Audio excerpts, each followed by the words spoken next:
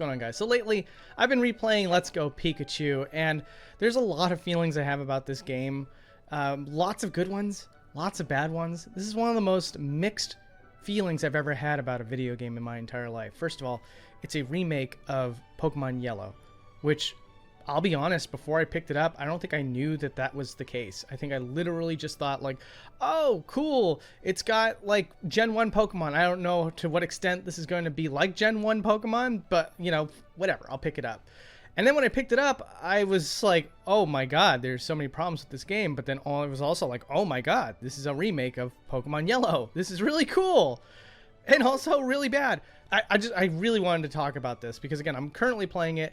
I am actually enjoying it. There is a way to enjoy it, but it's kind of sad that you have to like figure out a way to enjoy this game. So what do I even mean by that? If you've never played it, Pokemon Let's Go is sort of like both an attempt at remaking Gen 1 Pokemon yet again, and also crowbarring in the craze of Pokemon Go. So with Pokemon Go, you know, it's a mobile game. You flick the Pokeball to catch the Pokemon. There is no Pokemon battles to actually catch the Pokemon, but you can do battling and stuff like that.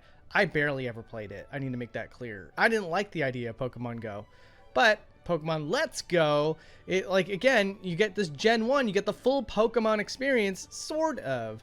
So like some of the things that were sort of weird was that once again, in this remake of Pokemon Yellow, you don't battle Pokemon to weaken them before you catch them, you just throw a Pokeball at them.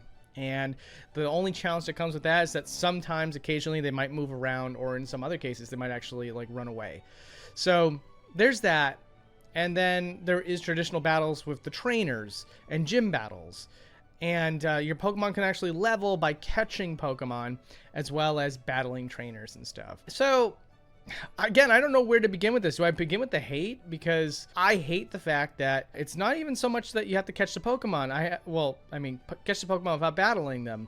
I don't mind that. I think that, like, over time, I got used to it. Like, at first, it was a bit shocking, and I was sort of like, why would they make this change? It seems very babyish to do that. But, frankly, after playing for some time, this is like a nice, like, quick and paced Pokemon game where like you go through it more briskly because you can level up faster, and you can level up faster because you can just avoid battles entirely and just catch Pokemon.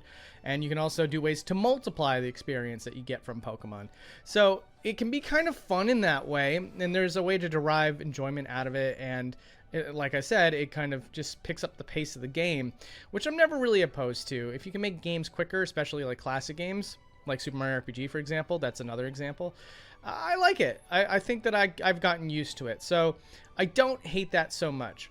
What I do hate is that there is this forced control scheme if you're playing on a TV. Now, here's the craziest thing of all. The game's playable because if you play it in handheld mode on your Nintendo Switch, you can get traditional controls. Albeit you can use the gyro a little bit, but you can also use the analog sticks to move where you want the camera to be to line up your Pokeball when you go to throw it.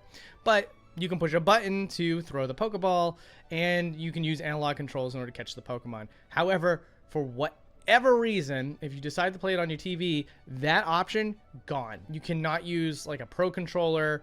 You cannot use just 2 Joy-Con. You can only use 1 Joy-Con or a Pokeball, which, like it's just, I really hate it. I hate it so much. You know, like, this is such a weird oversight, and the Pokemon Company, with all their resources, could have easily, at one point in time, patched in a way to have traditional controls on your TV. They chose not to do that, and it caused it, like, that combined with other things, like the graphics aren't like the best they could possibly be. Fans were kind of upset because, again, the Pokemon Company, if it needs to be reminded, is one of the most successful, if not the most successful, game company in the entire world. So they have lots and lots and lots of money, and they can afford to have a really big art team to make these games beautiful.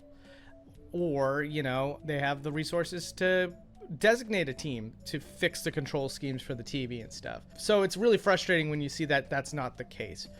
And yeah, I mean, again, it's playable because I'll play it in bed on handheld. I've just kind of surrendered myself to playing it this way. I would have loved to play it on the TV, of course, but that's just not going to happen. And the graphics, here's the funny thing about the graphics. We complained about the graphics when that game first came out, but let's all agree here. It's infinitely better than Diamond and Pearl's remake. That was awful. Like, that was sort of almost like a spit in the eye from the Pokemon Company. You think this is bad? There you go. How you like that? And you know what? We're gonna make a crap ton of money and dance on your graves with this one.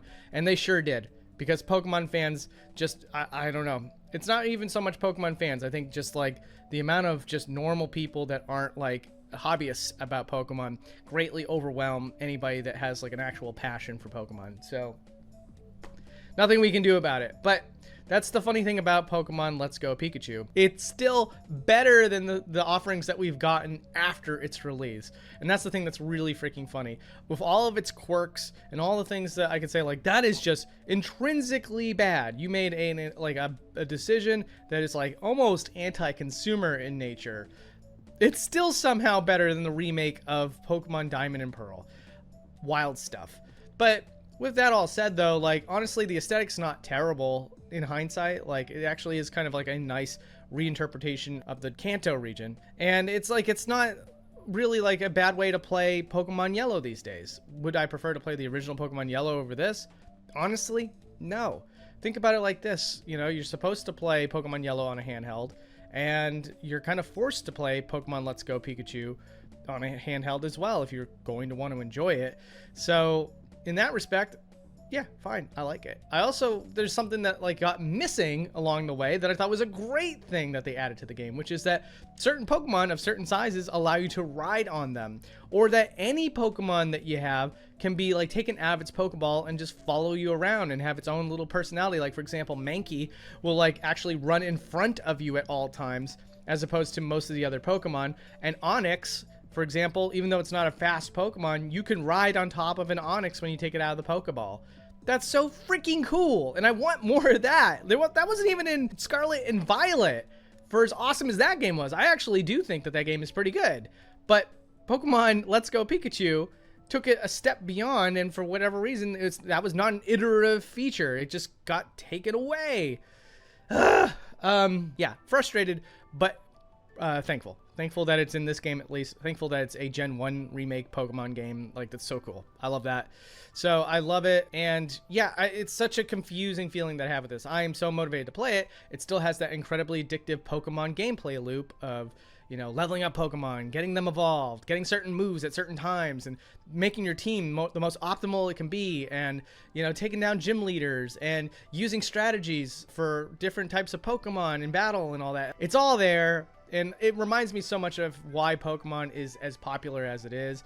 There are so many micro addictions that you can that are just in this game series. And Pokemon Let's Go carries that tradition very, very well. I also love the fact that the Pokemon are not like random. They actually like can be seen on the field and you can go and grab them. Again, does it kind of mess up the balance of the game somewhat? Yeah, in certain areas, like when there's like a whole lot of grass, but you can avoid the grass, but then you might come into the line of sight of a trainer. You know, that becomes moot because you can now walk in the grass without any threat whatsoever, because you can see the Pokemon on the field now, and those Pokemon can even leave the grass. They can like step out of the grass. So it's like grass is barely even a thing anymore, other than an indicator that Pokemon are going to be walking around soon.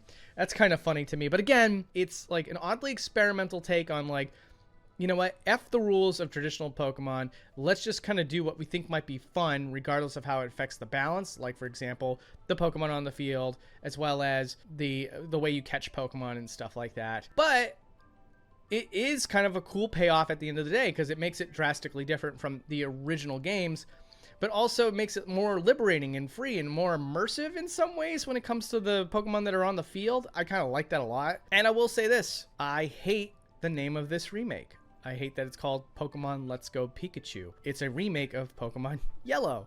Shouldn't there be an indicator that this is a remake of Pokemon Yellow?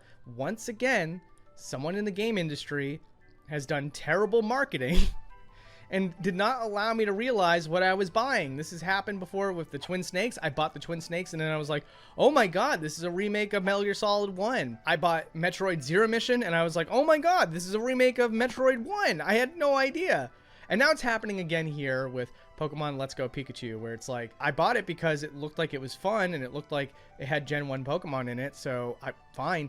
But I had no idea that this was a remake of Pokemon Yellow. And shame on them for not doing something with the title to indicate that. The fact that it's also split into 2 different games, like that also just makes it super confusing. Whatever, I'm willing to bet this, guys, okay? This is gonna be like a theory of mine, and I could be completely wrong. I bet there's an interview out there that could say otherwise, and I still believe what I'm gonna say here. I think that this had no intention of being a Pokemon Go iterative thing, like a tie-in to Pokemon Go, but it shifted to that during development. I think that it shifted during that because Pokemon Go became wildly successful, and Pokemon Company wanted a home console experience to try to trap some of those Pokemon Go players. I also think that maybe the developers had a forced mandate to do that, and they sort of sabotaged their own project to make that happen with the awful force control scheme. I believe that in my heart of hearts, that there was bitter people behind the development side working with the people on the producer side, and we have a lesser product as a result of that. But again, that isn't to say that this is a completely unplayable game. As long as you allow yourself to accept the fact that you're not going to play this on your television, you are going to play this in handheld mode, it's actually like a really good Pokemon game. I think it's like honestly more fun than Pokemon Fire Red and Leaf Green. Out there, I said it. But again, it's also more frustrating in so many more ways than just a nice traditional remake like Fire Red and Leaf Green. So yeah, I don't think I made anybody happy with this video, because either you came in here hoping that I would just sing praises about this game, or you came in here hoping that I would just take a big old dump on it. And I mean, I can't do either. I really do enjoy this game, but I also get really mad and frustrated with so many things about it. But I thought that's why this was an interesting video in general, is because it's I don't know many games that like make me feel this mixed about it on this level. So I wanted to share that with you. I know this game is like forever old now, but whatever. I hope you enjoyed this video. All right, take care.